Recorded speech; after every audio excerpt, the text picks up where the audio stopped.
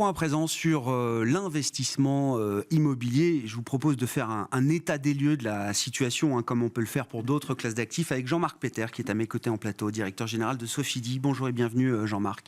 Bonjour Grégoire. Question très ouverte au regard de ce qu'on vient de décrire, de la situation qu'on vient de décrire et de rappeler avec Gilles Mouek. Quelles sont les réflexions là qui vous animent en ce moment chez Sofidy, en tant que gestionnaire d'actifs immobiliers, dans un environnement qui est peut-être encore un peu plus complexe, qui s'est peut-être encore un peu durci depuis une semaine, 10 jours maintenant. À quoi on réfléchit et qu'est-ce qu'on regarde dans les stratégies et les portefeuilles d'investissement qu'on gère? Alors, il y a beaucoup de choses à dire. Déjà, la première chose qu'on constate, c'est que l'immobilier en France tient le choc. Ce qui est peut-être moins le cas dans certains autres pays de la zone euro, et notamment les pays anglo-saxons, où il y a une correction qui a eu lieu et qui est en train d'avoir lieu. Mais c'est vrai que historiquement, ces pays-là sont toujours plus sensibles aux augmentations des taux d'intérêt. C'est des marchés qui sont extrêmement véloces, alors que dans notre vieille France, les progressions de valeur de l'immobilier sont toujours beaucoup plus lissées. Donc nous qui avons pour but d'investir l'épargne de ceux qui nous font confiance, évidemment, on regarde particulièrement ces pays qui sont en train de corriger, et si on a du cash, ce qui est le cas, et on fait partie des rares acteurs, je pense, qui achètent de l'immobilier, qui avons du cash. Ceux qui achètent de l'immobilier avec de la dette n'ont plus de dette, donc ne sont plus là. Et sans doute aussi, les assureurs sont moins à l'achat sur l'immobilier. Donc, nous regardons ces marchés, et notamment ceux qui ont commencé à corriger de façon significative. Comment ça se fait que vous avez du cash aujourd'hui, Jean-Marc? Alors, là où d'autres n'en ont plus, ou sont déjà sur des niveaux de levier qui leur empêchent d'être peut-être encore plus leveragés? C'est vrai qu'aujourd'hui, c'est pas bien d'avoir de la dette, et la pierre papier française, les SCPI, vous savez, c'est géré en bon père de famille, c'est comme ça que l'a conçu le régulateur, et ça existe depuis 60 ans.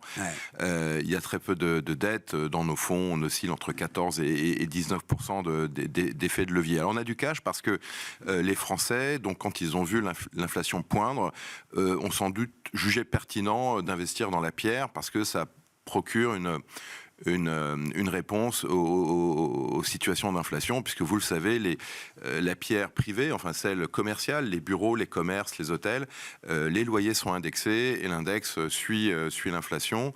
Et si vous êtes discipliné, que vous achetez des actifs immobiliers dans des bons emplacements, vous avez ce pricing power qui vous permet d'augmenter vos loyers parce que vos locataires eux-mêmes sont en capacité eux-mêmes d'augmenter leur prix vis-à-vis de leurs clients finaux.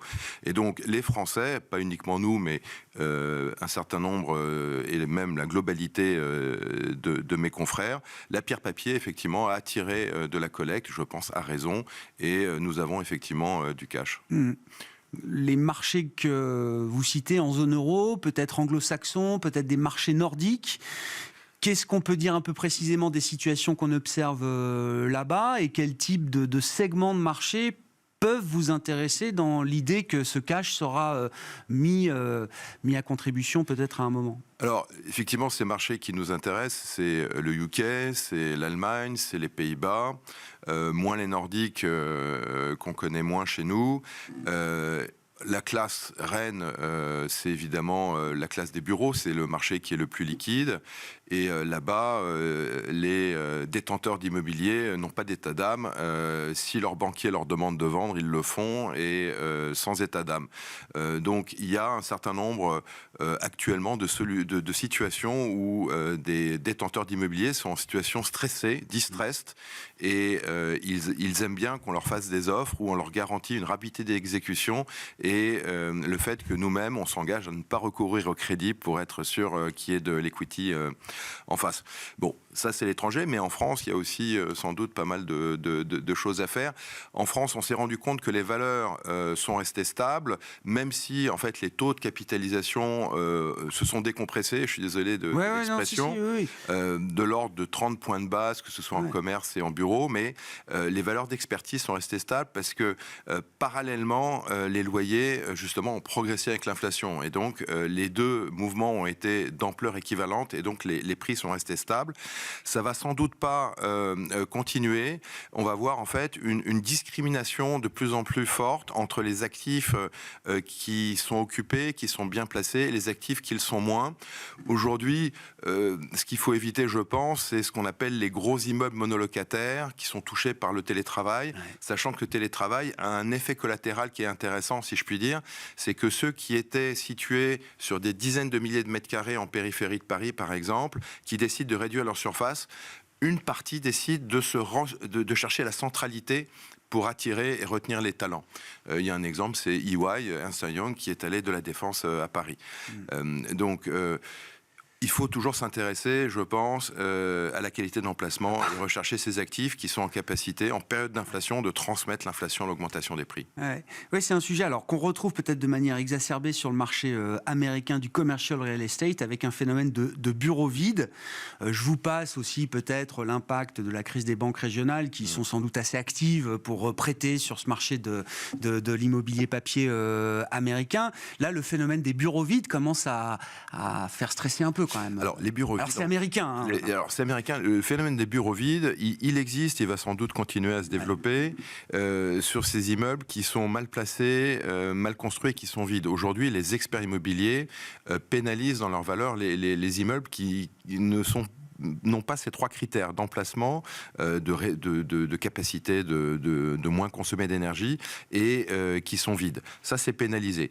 Même à Londres, où on constate une vacance qui s'est un peu dégradée, il y a toujours une demande qui est extrêmement importante pour les immeubles de bureaux qui sont bien placés et qui sont avec les meilleurs labels énergétiques.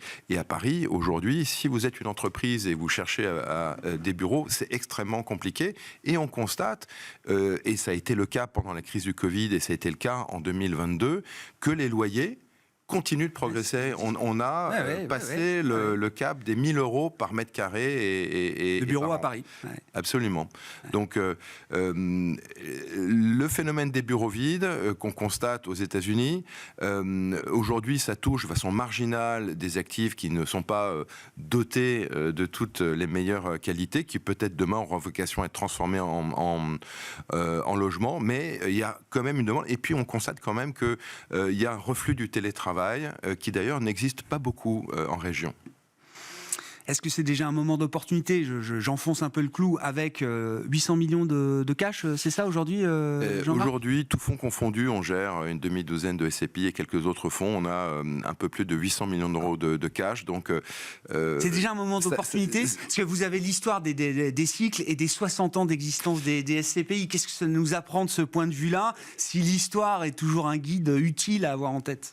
Alors même si le passé ne préjuge pas l'avenir, ça donne quand même des bonnes indications. Donc effectivement, les SCPI existent depuis près de 60 ans et se nourrissent régulièrement, tous les 10 ans, de périodes un peu compliquées où ça permet de réinjecter à l'intérieur du patrimoine des bonnes opportunités. Je pense qu'aujourd'hui, on est à l'aube d'une période avec sans doute de très bonnes opportunités. Et donc les SCPI se nourrissent tous les 10 ans de crises plus ou moins importantes pour réinjecter du patrimoine de qualité.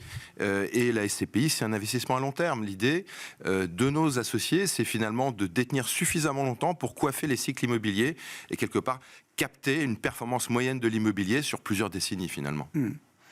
Merci beaucoup Jean-Marc, merci d'être venu faire le point sur l'investissement immobilier dans cette période un peu confuse. C'est bien, je trouve, de revenir un peu aux fondamentaux, à la base, de se reposer quelques grandes questions sur les portefeuilles d'investissement ou les différentes classes d'actifs qui s'offrent à nous. Jean-Marc Peter, directeur général de Sofidy, qui était l'invité de Smart Bourse à la mi-journée. Voilà pour cette édition. Nous nous retrouvons bien sûr en direct à partir de 17h ce soir, juste après l'échéance trimestrielle et l'expiration notamment du contrat futur CAC 40 à 16h tout à l'heure.